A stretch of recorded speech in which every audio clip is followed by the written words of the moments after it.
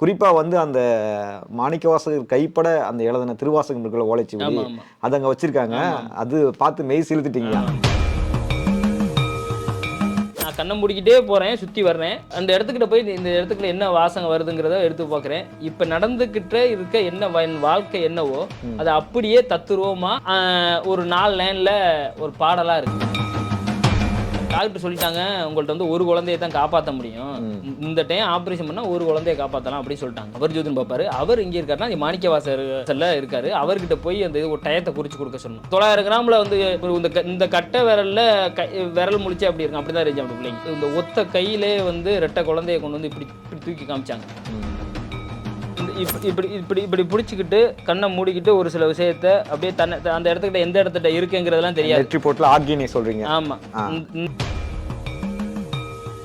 மிகப்பெரிய பொருளாதாரத்துல பெரிய ஒரு ஏற்றத்தை சந்திச்சிருக்காரு. இப்போ இளமையில ரொம்ப வறுமையை சந்திச்சிருக்காரு. இன்னைக்கு ஒரு பெரிய ஒரு பதவியை நோக்கி பயணிச்சுக்கிட்டு இருக்காரு. ஒரு இன்னைக்கு பெரிய ஒரு பதவியை நோக்கி பயணிச்சுக்கிட்டு இருக்காரு. அவரும் ஜாதகமே பார்த்ததே இல்லை. பதவினா அரசியல் பதவி. அரசியல்ல தாண்டி அதிகார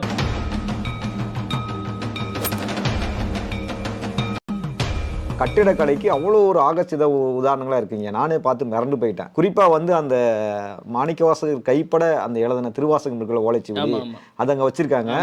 அது பார்த்து மெய் சிலுத்துட்டீங்க. இப்ப நீங்க அங்க பல வருடங்கள் வாழ்ந்திருக்கீங்க. அந்த மாணிக்கவாசகரோட சிவபுராணம், அந்த ஓலைச்சுவடி இதெல்லாம் படிச்சிருக்கீங்களா? தொட்டு பார்த்துருக்கீங்களா? அந்த அனுபவம் ஏதாவது கிடைச்சிருக்கீங்களா? அதை தொடர்றதுக்கான உணர்வு பக்கத்துல இருந்து பார்த்துருக்கீங்களா? அது சொல்றேன். இப்போ நான் பக்கத்துல இருந்து பார்த்துருக்கேன். நமக்கு வந்து நம்ம அப்போவே நம்ம இதை தாண்டி நம்ம அதை பயணிக்கிறதானே நம்ம நிறைய பார்த்துருக்கேன். அதில் அவங்க உடுத்தின இது எல்லாமே நம்ம பார்த்துருக்கோம். அதெல்லாம் பார்த்தீங்கன்னா அந்த செதல் இது மாதிரி வந்து ரொம்ப நாளாக இருக்கிறதுல அது மாதிரி இதாகிடுச்சு. அதெல்லாம் போயிருக்கேன். இப்போ பார்த்தீங்கன்னா இப்போ கூட ஒரு அதில் அந்த கல்வெட்டில் ஒரு வெண்பா ஒன்று எழுதி இருந்துச்சு. இப்போ நம்ம இங்கே ஷெட்யூலுக்கு வர்றதுக்கு முன்னாடி அதை படித்து பார்த்தேன். இப்போ அதாவது நான் கண்ணை மூடிக்கிட்டே போகிறேன், சுற்றி வர்றேன். அந்த இடத்துக்கிட்ட போய் இந்த இடத்துக்குள்ள என்ன வாசகம் வருதுங்கிறத எடுத்து பார்க்குறேன். இப்போ நடந்துக்கிட்டு இருக்க என்ன என் வாழ்க்கை என்னவோ, அது அப்படியே தத்துரூவமா ஒரு 4 லைன்ல ஒரு பாடலா இருக்கு. அப்படியே இருக்கு. அப்படியே அதாவது இதுதான். இது இப்போ நான் அவர்கிட்ட நீங்க எந்த பிரச்சனை நோக்கி போனீங்களோ அந்த பிரச்சனைக்கான இதுக்குள்ள இது இருக்கு. நீ எந்த காலகட்டம் எப்படி உன்னோட வாழ்க்கைமா அது டோட்டலா அது அப்படியே இருக்கு. அப்புறம் அதுக்கப்புறம் இது பண்ணிட்டு வரும்போது ஒரு அதிசயம் வந்து மாணிக்கவாசகர் மூலியம் எனக்கு ஒரு சில விஷயம் நடந்துச்சு. இப்போ அதுக்கப்புறம் தான் இங்கே வந்து பேசிகிட்டு இருக்கேன் இறைவனோட அருள் வைங்களேன். அது மாதிரிக்கே வந்து அவரோட இது பார்த்தீங்கன்னா இப்போ என்னோட குழந்தைகளே பார்த்தீங்கன்னா ஒரு என்ன சொல்கிறதுனா ஒரு 900 கிராமில் பிறந்துச்சு ரெட்டை குழந்தை. ரெட்டை குழந்தைங்களா உங்களுக்கு? ரெட்டை குழந்தை ரெண்டுமே பார்த்தீங்கன்னா 900 கிராம். நீயும் பார்த்தீங்கன்னா அது பெரிய பிள்ளைகள் எப்படி இருக்கு இறைவனோட அருள். அதே கோவிலில் அங்கேயே சொல்லி ஒரு டைம் டாக்டர் சொல்லிட்டாங்க, உங்கள்ட்ட வந்து ஒரு குழந்தைய தான் காப்பாற்ற முடியும். இந்த டைம் ஆப்ரேஷன் பண்ணால் ஒரு குழந்தைய காப்பாற்றலாம் அப்படின்னு சொல்லிட்டாங்க. அங்கே நம்மளோட குலதெய்வம் உள்ளவரும் அங்கே ஒரு ஐயர் வந்து குலதெய்வத்துக்கு வந்து அவர் தான் பூஜையெல்லாம் இதெல்லாம் பண்ணுவார். அவர் அந்த பிராமணர் ஒருத்தர் அவர் ஜோதிடம் பார்ப்பார். அவர் இங்கே இருக்காருன்னா மாணிக்கவாசகர் வாசலில் இருக்கார். அவர்கிட்ட போய் அந்த ஒரு டயத்தை குறித்து கொடுக்க சொன்னோம். அந்த இறையருள் சொல்லி அவர் ஒரு டைம் குறித்து கொடுக்குறாரு. நாங்கள் எதுக்கு ஆப்ரேஷன் பண்ணுறோம் அப்படின்னா, எப்படியாவது ஒரு குழந்தைய காப்பாற்றிடுங்கிறது தான். ஒரு குழந்தை மூச்சுத்திறல் இதாகிடுச்சு. இப்போ காப்பாற்றினா ஒரு குழந்தைய எடுத்துடலாம் அப்படின்னு சொல்கிறாங்க.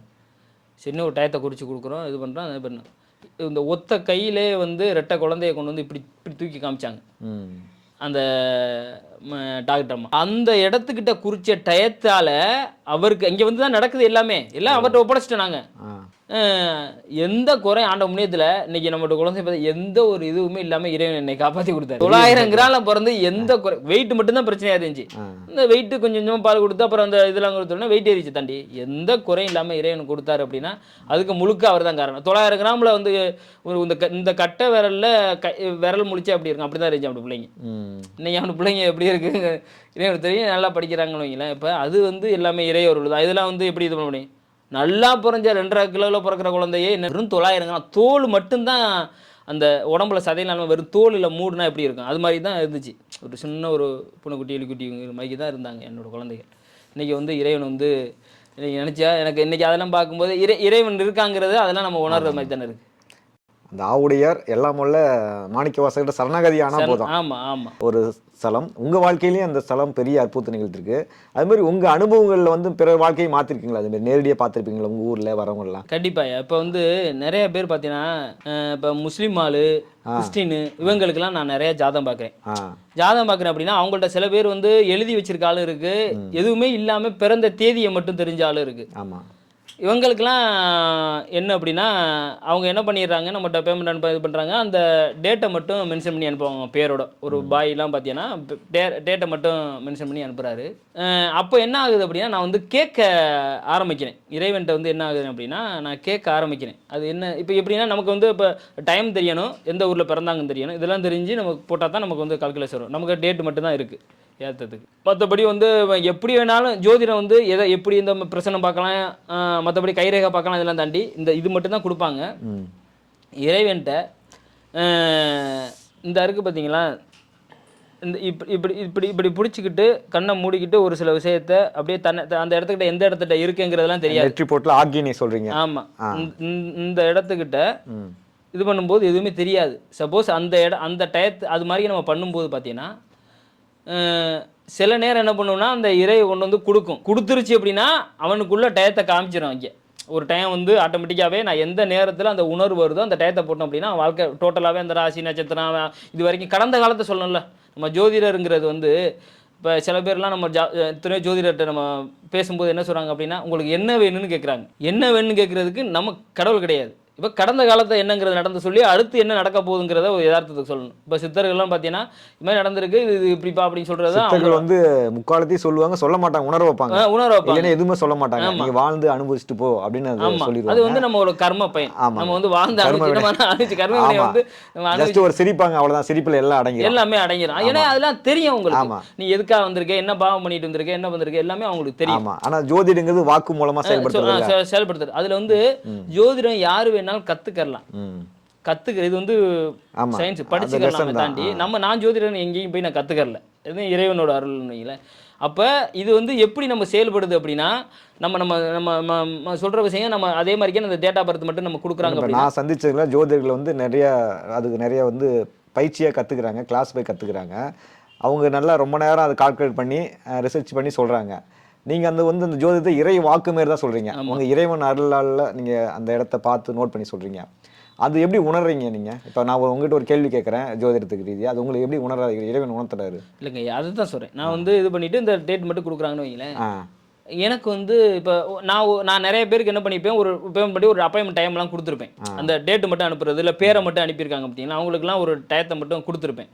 ஆனால் அந்த டயத்தில் அவங்களால பார்க்க முடியாது. 2 நாள் 3 நாள்லாம் டிலேலாம் ஆயிருக்கு. ஏன்னா அவங்களுக்கான ஒரு டயத்தை இறைவன் வந்து அந்த பிரபஞ்சம் என்கிட்ட கொடுக்கல. நான் 2-3 டைம் ட்ரை பண்ணுவேன். அவங்களோட கர்மா இப்போ அவங்களோட கர்மா உங்கள் மூலமாக தான் வந்து தீர்வு கிடைக்கணும், இருந்தால் தான் வரும். அது எப்படின்னா இப்போ ஒரு 2 மணிக்கு இன்னைக்கு அப்பாயின்மெண்ட்னா மென்ஷன் பண்ணி அனுப்பிடுறேங்க. ஒரு 10 நாளைக்கு முன்னாடி உங்களுக்கு 2 மணிக்கு இந்த தேதியில் அப்பாயின்மெண்ட்னு மென்ஷன் பண்ணி அனுப்புகிறேன். ஆனால் அதுக்கு இடையில நான் என்ன பண்ணுவேன் அப்படின்னா எனக்கு இருக்க ஒரு சில டயத்துலலாம் இந்த விஷயத்தெல்லாம் எல்லாமே கூட்டிட்டு, ஏன்னா நம்ம சொல்கிற பலன் எப்படி சொல்லுவேன் அப்படின்னா கடந்த காலத்தை சொல்லிடுவேன், இது வரைக்கும் நடந்து முடிஞ்சதை சொல்லிடுவேன். அது ஃபர்ஸ்ட் இருக்கணும், அதுதான் யதார்த்தம். அப்போ தான் அடுத்து என்னங்கிறது. ஆமாம், நீங்கள் கடந்த காலத்தை நீங்கள் சொன்னாதான் அவங்களுக்கு ஒரு உண்மைத்தன்மை இருக்கும். ஆமாம், அப்போ அந்த அதுக்குள்ளே தேவை. அப்போ நான் ட்ரை பண்ணேன். இது மாதிரி வந்து சில பேருக்கு என்ன ஆகுனா அப்போவே கிடைச்சிடும். அப்போ என்ன அப்படின்னா அப்படி கிடைச்சிருந்த ஜாதகம் நான் பார்த்ததெல்லாம் பார்த்தீங்கன்னா அவன் அவ்வளோ கஷ்டப்பட்டு வந்திருப்பான். அடுத்து என்னடாங்கிற வழி தெரியாமல் வந்த ஆள் வந்து நம்மகிட்ட எத்தனை பேர் நம்மகிட்ட ஜாதகம் பார்த்துருக்காங்க. அப்படி பார்க்கும்போது பார்த்தீங்கன்னா அப்போ இறைவன் என்ன பண்ணால் மனித ரூபத்தில் தான் எங்கேயோ ஒரு இடத்துல யாரோ மூலியம் ஒரு உதவி வந்து நடந்தாகணும் அப்படிங்கிற மாதிரியே நம்ம சொல்கிற இதிலேருந்து அடுத்த கட்டத்துக்கு அவன் வாழ்க்கை வந்து டேனாக ஆரம்பிச்சிருக்கு. அப்போ அப்படி ஒரு பொசிஷனில் வந்து நம்ம ஜோதிடத்தை வந்து எடுக்கணும். அப்போ உடனே கிடச்சிடும். சில பேருக்கு 2 நாள் 3 நாள் நான் சொன்ன அப்பாயின்மெண்ட்டே டிலே ஆகும். சொல்லிவிட்டு அதுக்கப்புறம் ஒரு பர்டிகுலர் டயத்தை காமிக்கும். இப்போ கூட ரீசெண்டாக ஒருத்தருக்கு வந்து பார்த்தேன். இப்போ பார்த்தீங்கன்னா 3 நாள் இப்படி டிலே ஆகிட்டே இருந்துச்சு. பண்ணிட்டு சொன்னேன். அவர் வந்து ஜோதிடமே பார்த்ததே இல்லையா, ஜோதிடம் ஜாதகம் எதுவுமே தெரியாது. ஒரு பிஸ்னஸ் பார்த்தீங்கன்னா லாஸ் பண்ணி எல்லாம் இது பண்ணிட்டாப்ல. என்ன பண்ண தெரியாமல் ஒரு டேட் மட்டும் தெரியுதா பார்க்க முடியுமா கேட்டார். ஆமாம், என்கிட்ட இதுக்கு முன்னாடி பயந்துட்டீங்க. மதுரையிலேருந்து ஒரு ஐயா இல்லை அவர் ஒன்று இப்போ ரீசெண்டாக பார்த்தது சொல்லுங்க.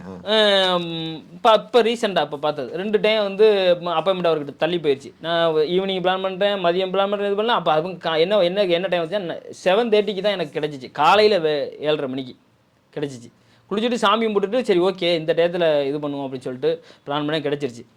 கிடச்சிட்டு அப்புறம் அவர் கால்குலேஷன்லாம் எடுத்துகிட்டு அதுக்கப்புறம் அவருக்கு ஃபோன் அடிச்சு இது மாதிரி சொன்னேன், ஐயா இது மாதிரி இந்த பொருளாதாரத்தில் இந்த நெருக்கடியில் இந்த பொசிஷனில் குடும்பத்தில் இது மாதிரி எல்லாமே சொன்னதுக்கப்புறம் அவர் நம்மகிட்ட சரணடைஞ்சிட்டார். நான் இப்போ என்ன பண்ணணும் அப்படின்னு கேட்குறாரு. 16 வருஷ வாழ்க்கையே டோட்டலாக நம்ம சொன்ன உடனே குருதசை நடந்திருக்கு. அவர் குருதசை நடந்திருக்கு. குரு எங்கே இருந்தார் என்ன பண்ண, ஆனால் அவர் என்ன ராசி என்ன நட்சத்திரம் அவருக்கு தெரியாது. இப்போ தானே வர்றாரு. அப்போ இந்த குருதசை நடந்திருக்கு. குரு எங்கே இருந்தார் என்ன பண்ணார், எதனால பண இழப்பு நடந்துச்சு, பொருளாதாரத்தில் எப்படி, குடும்பத்தில் என்ன பிரச்சனை நடந்துச்சு, பிள்ளைனால என்ன பிரச்சனை, எல்லாமே டோட்டலாக சொல்லி முடிஞ்ச உடனே இப்போ என்ன பண்ணணும், இப்போ நான் நகலன்னா நகல மாட்டேன். அடுத்து சனி தேசம் ஆரம்பிச்சு ஜாதகம் இது வரைக்கும் நான் பார்த்ததில்லை, எதுவுமே தெரியாது, நீங்கள் சொன்னது எல்லாமே உண்மை. இப்போ நான் என்ன பண்ணேன் அப்போ கேட்டேன், இப்போ தொழில் பண்ணணும்னு முயற்சி பண்ணிட்டு இருக்கலான்னு கேட்டேன். 2ஆம் இடத்துல சனி உட்காந்துருக்கு. ஆமாங்க ஐயா இப்போ தொழில் பண்ணணும்னு முயற்சி பண்ணிட்டு இருக்கேன். இந்த கட்டட சாமான் எலக்ட்ரிக்கல் கடை இது சம்மந்தமாக தொழில் பண்ண போறீங்களா அப்படின்னு கேட்டேன்.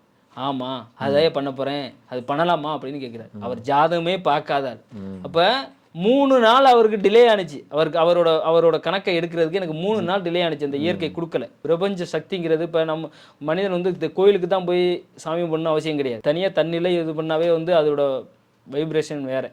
கூட்டத்தில் போய் அவனை தள்ளி இவனை தள்ளி கும்பிட்றது இதுக்கும் இது இல்லை. கிடச்சிச்சே சொன்ன உடனே இப்போ சொல்லியிருக்காரு. இப்போ அடுத்து இன்றைக்கி வந்து பார்த்தீங்கன்னா நம்ம குரூப்லையும் ஆட் பண்ணி விட்டுருக்கோம். ஒரு விஷயத்தையும் நம்மளோட சந்தேகத்துக்கு நம்ம ஃபோன் பண்ணி கேட்குறாரு. அவர் பேமெண்ட் பண்ண ஒரு விஷயம் தான் கேட்டார். இப்போ அடுத்தடுத்து சந்தேகத்தை கேட்க ஆரம்பிச்சு. ஒரு தடவை வந்துட்டா அவங்க குடும்ப உறுப்பினர் மாதிரி ஆக்கிடுறாங்க. அது மாதிரியே வந்து இப்போ கூட இந்த மதுரைக்காரரை சொன்னீங்களே, மதுரைக்காரர் பார்த்தீங்கன்னா மிகப்பெரிய பொருளாதாரத்தில் பெரிய ஒரு ஏற்றத்தை சந்திச்சிருக்காரு. இப்போ இளமையில் ரொம்ப வறுமையை சந்திச்சிருக்காரு. இன்னைக்கு ஒரு பெரிய ஒரு பதவியை நோக்கி பயணிச்சுக்கிட்டு இருக்காரு. அவர் இன்னைக்கு பெரிய ஒரு பதவியை நோக்கி பயணிச்சுக்கிட்டு இருக்காரு. அவரும் ஜாதகமே பார்த்ததே இல்லை. பதவினா அரசியலில் தாண்டி அதிகார பதவின்னு வைங்களேன். நம்மகிட்ட பார்த்து ஒரு டைம் குறித்து கொடுத்தோம். நம்ம சொன்னதுலேருந்து வாழ்க்கை மாதிரி இருக்குது. ஜாதகம் பார்த்தது இல்லை. தனுசு ராசி மூல நட்சத்திரம். அவர் ஆண் மூலம் அரசாண்டா. தனுசு ராசி மூல நட்சத்திரம்லாம் பெரிய பதவி இல்லை. ஆண் மூலம் அரசாண்டு ஆகணுங்கிறது ஒரு விதி. அது ஜென்ரலாக அவர் இது வரைக்கும் என்ன ராசி என்ன தனுசு ராசி மூல நட்சத்திரத்தில் பிறந்தவங்க எல்லாமே அந்த பதவி உயர்வு பெறுவாங்களா? அப்படிலாம் இல்லை.